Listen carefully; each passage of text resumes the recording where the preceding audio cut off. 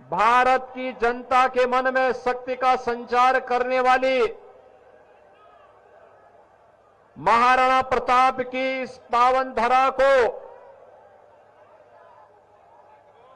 जिसे उनके प्रमुख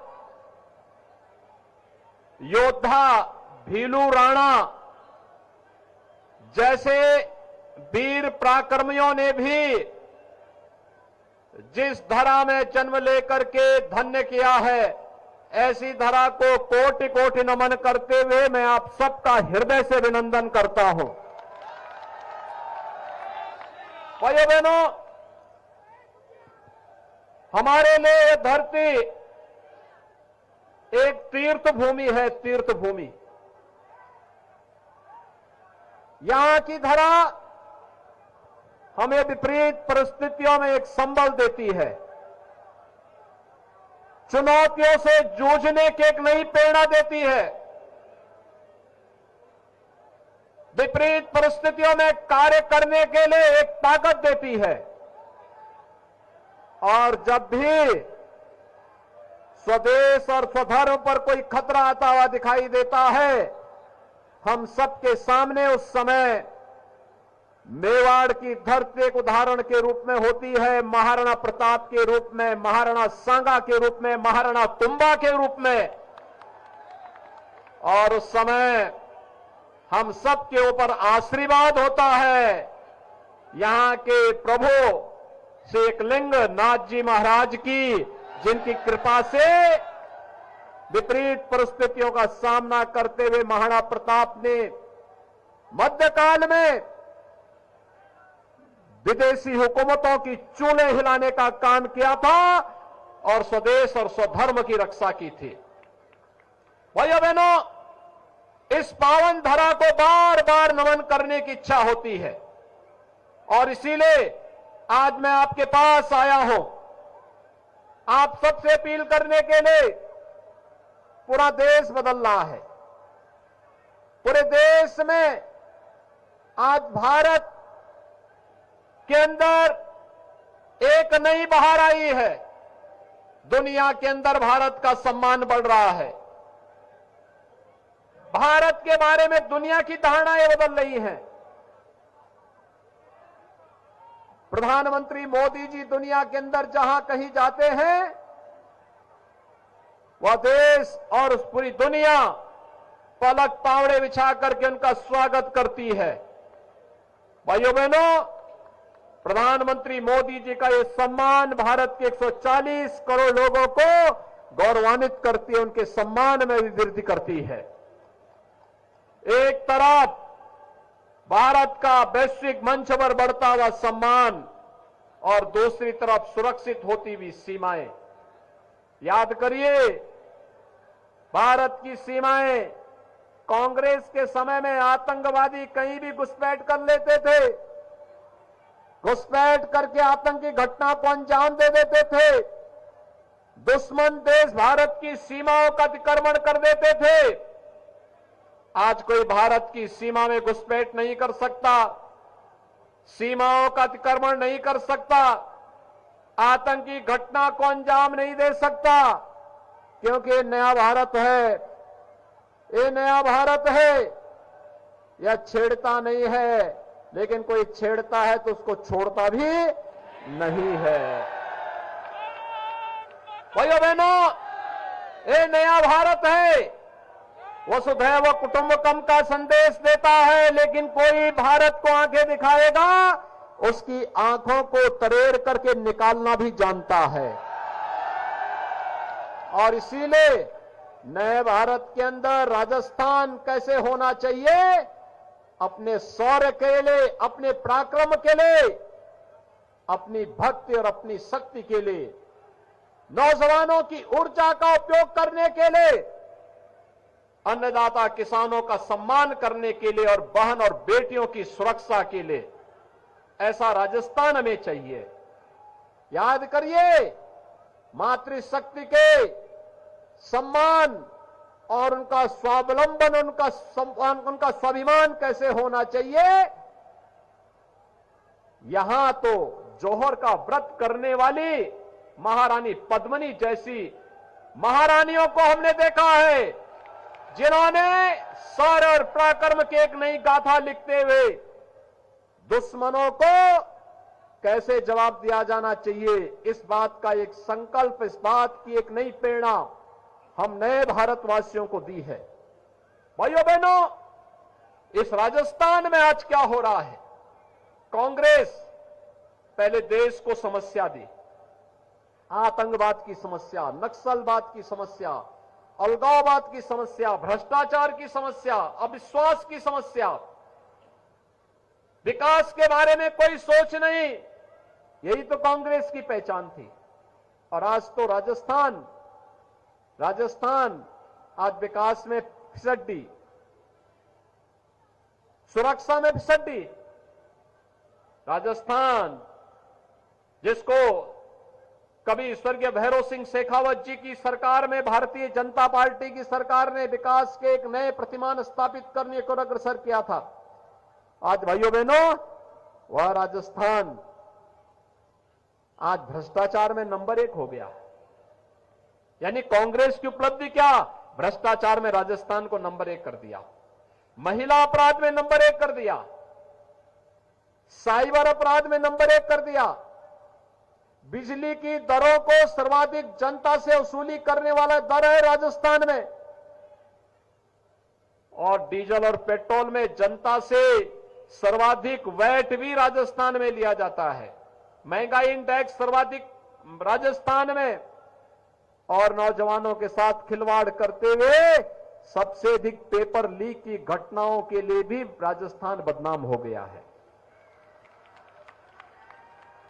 भाइयों बहनों, हमें आश्चर्य होता है, ये राजस्थान की सरकार न विकास करा पा रही है, न बहन बेटियों की सुरक्षा कर पा रही है, न नौजवानों के रोजगार की व्यवस्था कर पा रही है, न अन्नदाता किसानों के चेहरे पर खुशहाली ला पा रही है, और न आपकी आस्था का ही सम्मान कर पा रही है।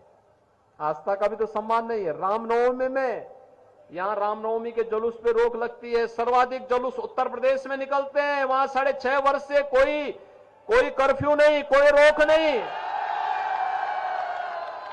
वहां रोक नहीं है, लेकिन यहां रोक है। हर पर्व और त्योहार आते हैं हिंदुओं के, राजस्थान सरकार उन पर्व और त्योहारों को शांतिपूर्ण ढंग से मनाने में योगदान दे, इसके लिए नहीं, वह उन पर रोक लगाने के लिए ही अपने आप को इसी में उसको सहूलियत नजर आती है। भाइयों बहनों, जो आपकी आस्था का सम्मान न कर सकता हो, आपका विकास न कर सकता हो, ऐसी सरकार का फायदा क्या? और भाइयों बहनों, मोदी जी ने तो 9 साल में विकास के बड़े बड़े कार्य किए। एयरपोर्ट, हवाई चप्पल पहनने वाला भी हवाई जहाज की यात्रा कर सकता है, आज इतनी फ्लाइट चालू कर दी। हाईवे, अच्छे अच्छे हाईवे बन रहे हैं, पूरे देश को जोड़ने के लिए हाईवे बन रहे हैं। Railway, IIT, IIM, AIIMS, 1 district 1 medical college, हर घर नल की योजना, और गरीबों के लिए 12 करोड़ गरीबों के घर में शौचालय बन गए, 4 करोड़ गरीबों के लिए आवास बन गए, 12 करोड़ अन्नदाता किसानों को 6,000 रुपए सालाना प्रधानमंत्री किसान सम्मान निधि का लाभ मिल रहा है। देश के अंदर 50 करोड़ गरीबों को, भाइयों बहनों, आयुष्मान भारत में 5 लाख रुपए सालाना स्वास्थ्य बीमा का कवर मिल रहा है। आप देख सकते हैं 4 करोड़ गरीबों के घर में बिजली जल गई है, जो कभी नहीं जल पाई थी, मोदी जी ने जलवा दी। और 9 करोड़ 60 लाख गरीबों के घर में प्रधानमंत्री उज्ज्वला योजना का रसोई गैस का सिलेंडर भी पहुंच गया है। भाइयों बहनों, गरीबों के कल्याण के लिए कार्य कैसे होना चाहिए, यह देखना है। मोदी जी ने 9 वर्ष के अंदर सैकड़ों ऐसी योजनाओं को चालू करके, चाहे वह कोरोना जैसी महामारी के दौरान फ्री में टेस्ट, फ्री में उपचार, फ्री में वैक्सीन और फ्री में राशन की सुविधा भी गरीबों के लिए। भाइयों बहनों, ये है सरकार का कार्य और उसी कार्यक्रम के साथ जोड़ने के लिए आज मैं आपके पास आया हूं, आपसे कहने के लिए कि भाइयों बहनों, एक तरफ भारतीय जनता पार्टी की सरकार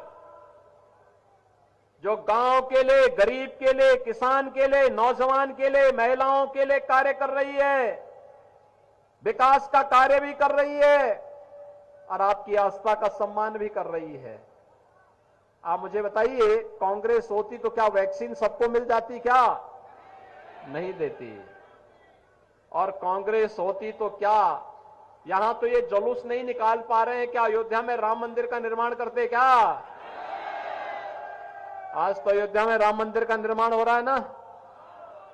कोई किसी प्रकार का संदेह? भाइयों बहनों, मैं आपसे यही अपील करने के लिए आया हूं, सम्मान की रक्षा भी, सुरक्षा भी, सुशासन भी और विकास भी ये केवल और केवल भारतीय जनता पार्टी करेगी।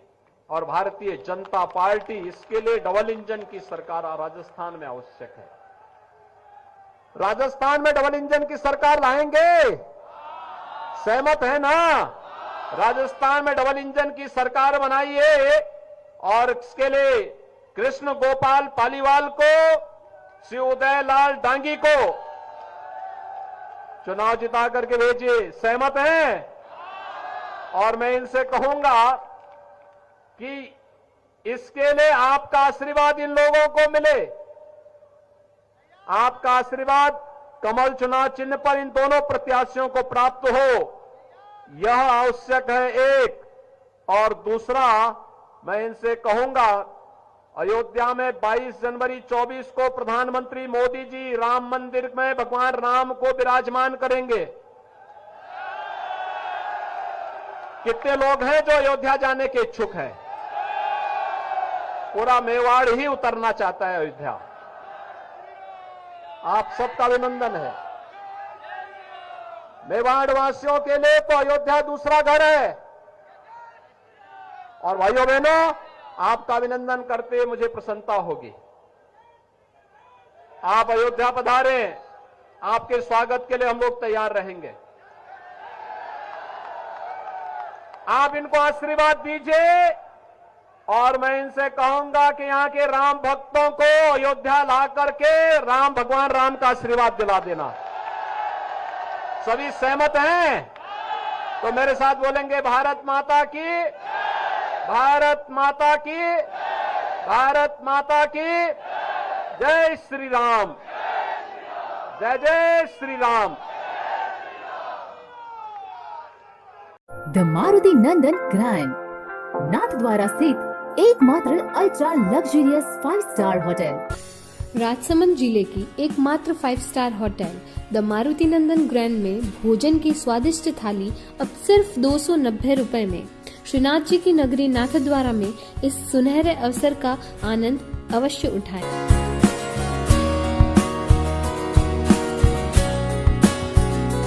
मारुति नंदन ग्रैंड, थिंक नाथद्वारा, थिंक नंदन ग्रैंड।